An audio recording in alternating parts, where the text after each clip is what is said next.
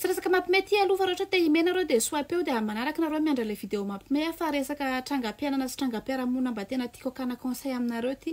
Tsy haiko raha tadidinareo fa 3 taona lasa nisy accident tsy ravina be zay teo bypass na afatesana ramatoa anankiray niaraka tamin'ny zanany vavy. Nanatrika an'io accident io ny vadiny sy ny zanany vavy anankiray zay mbola sisa navela. Zany hoe le sisa velona am'izao zany le zazavavy kely anankiray de nahita ny ravavin'ny alaina de nahita ny maman'ny alaina de le bandy am'izao zany nahita ny vadin'ny alaina de nahita ny zanany vavy anankiray ny alaina de namako akaiky reo olo reo ary tena narary ary nangoritsina naheno ale vaovao ratsy. 3 taona tsika am'izao 3 taona teoriana tsy misy toy io resak'io maty de maty fotsiny nentina tany amin'ny fitsarana ny rara fa ny vokatra ny amin'ny fitsarana am'izao de tsy hita kory ny dossier classé tsy misy toy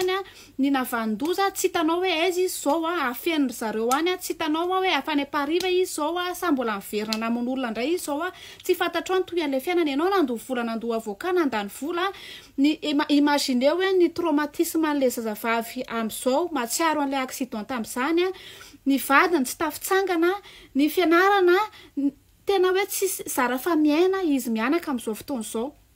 ka ny fanontaniako apetraka aminareo satria zany na tokony fitsarana zany izy mianaka de namena ny fitsarana ny rara hoe omena ny fitsarana ny rara satria fitsaram-bahoaka efa tsy manaraka ny zon'olombelona aloha tsika tsy tsara vahoaka tsony satria tsika koa efa olona mivoatra de hoe omena ny fitsarana zany ny rara ka zao ary zao le izy any amin'ny fitsarana ny rara tsy misy toy ny 3 taona ny dossier classé ny olana vandoza tsy hitanao hoe aiza mbola manombo fiainana ohatrany sy teo ny vady amanjanako maty sanatria zany ohatra reny fatina liky reny tsy misy toy fa de hoe maty fotsiny ary tsy cas exceptionnel io fa be de be ny olona mitémoigner ato amiko ato am'izao hoe zay ny vadiny zandrinay maty mamanay maty ohatran'izao tsy nisy toy ka ny fanontaniako satria tsy azo atao le manao fitsaram-bahoaka nefa iaraha malala koa fa le fitsarana tsy manao arak'izay tokony ataony inona zany zao ny tokony ataontsika amin'ny olombanina firenena tsika tsy afaka manao fitsaram-bahoaka de inona zany ny tokony ataontsika am'izao satria efa be de be ny ka ohatran'izay hoe maty ny fianakaviana fa tsy misy toy fa le navandoza indray manao menace inona zany zao ny tokony ataontsika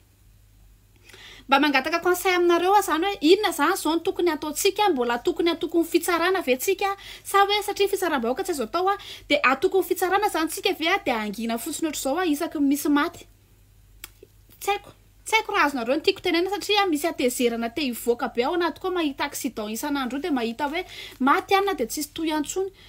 de mba maka conseil zany hoe inona zany tokony ataontsika zao rehefa misy ka ohatran'izany zany de inona zany zao ny tokony ataontsika